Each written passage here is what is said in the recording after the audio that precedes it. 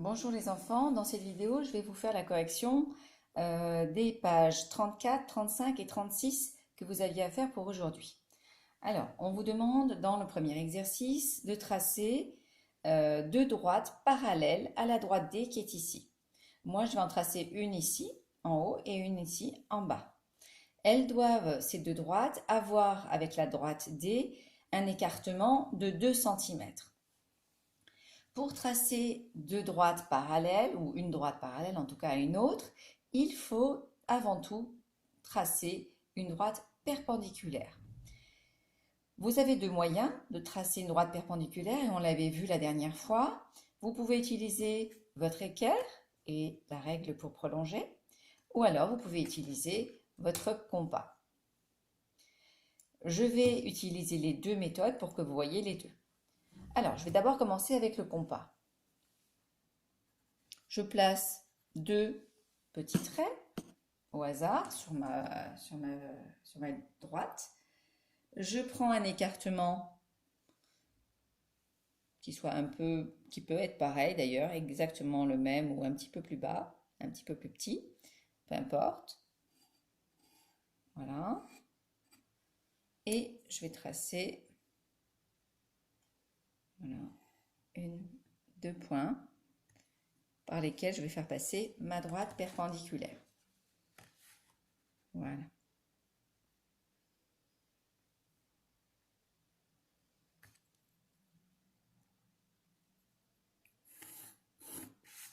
Voilà, là j'ai une perpendiculaire.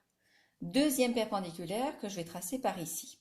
Et pour ça, je vais utiliser mon équerre et donc l'angle droit de mon équerre qui est ici.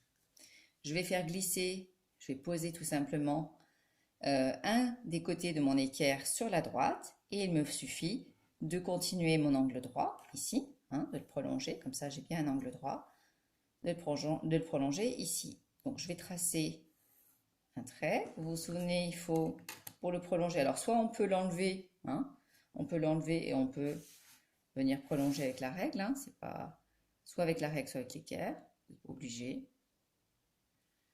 Voilà, ce qu'il faut, c'est très précis. Du coup, là, je ne le suis pas trop. Voilà, je pousse un petit peu. C'est mieux taillé de l'autre côté. Voilà. Et là, j'ai un deuxième angle droit. Maintenant, on me dit qu'il faut que l'écartement ici, la distance entre les deux droites, ici et ici, soit de 2 cm. Comme ça, si on peut le faire. Il faut que entre la règle ici, le trait que je pourrais tracer, et celui-là, il faut que j'ai 2 cm. Je vais mesurer avec mon équerre ou ma règle, peu importe, je vais mesurer un écartement de 2 cm. Voilà, je vais être un peu plus précise. Je viens chercher la mesure. Voilà, 2 cm. Une fois que j'ai cet écartement, je vais venir... Alors déjà, je vais bloquer mon compas, comme ça il ne bouge plus. Et je vais venir tracer la petite marque en haut. Voilà, est-ce que vous voyez mieux? La petite marque en bas. Et je vais faire pareil ici. Une petite marque, une petite marque en haut. Et une petite marque en bas. Voilà, et après il me suffit de relier les points que j'ai obtenus ici. Et ici, hop. Voilà pour cette façon de faire. Et si je mesure, ici j'ai 2 cm, j'ai 2 cm tout le temps, où que je sois. Et ici aussi, pour la droite du bas par exemple. Voilà. Ça, c'est pour le tracé de deux droites parallèles. Maintenant, on vous demande de tracer une droite parallèle à la droite F en passant par le point B. C'est exactement la même chose. Vous allez tracer votre perpendiculaire ici. Et ensuite, est-ce que ça va suffire? Alors, on va le faire ensemble. Je vais le faire à l'équerre, cette fois-ci. Et je vais me servir de la règle aussi pour prolonger. Voilà. Tout simplement.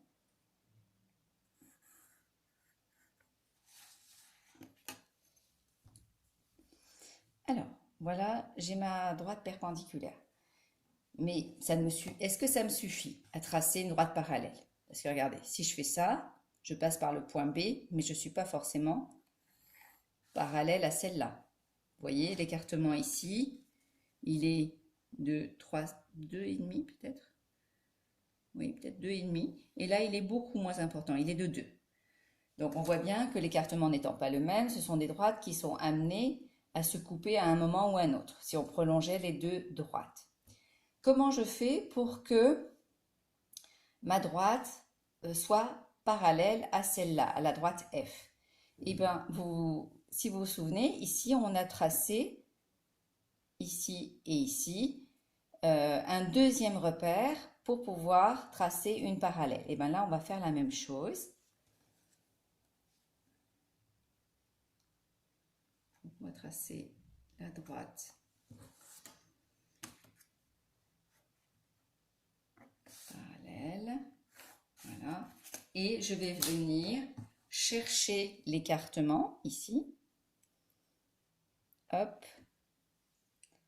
Je débloque.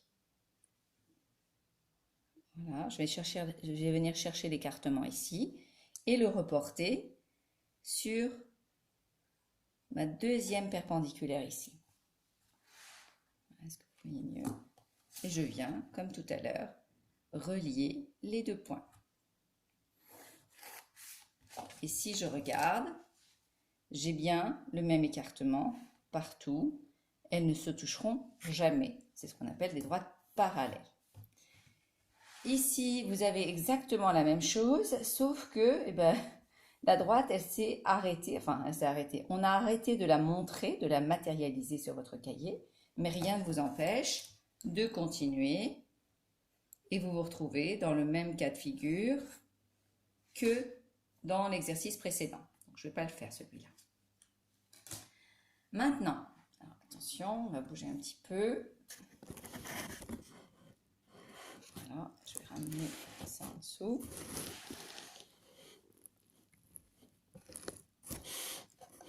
Voilà. Voilà. Maintenant, pour l'exercice 11 de la page 35, on vous demande de reconnaître des parallèles. Alors, pour reconnaître des parallèles, vous avez vu qu'on avait besoin, on l'a vu dans les exercices qu'on vient de faire, on a besoin que les écartements soient les mêmes, et on a vu que le compas était un très bon outil pour vérifier ça, mais on a vu aussi qu'il fallait qu'ici et ici, il fallait qu'il y ait des droites perpendiculaires.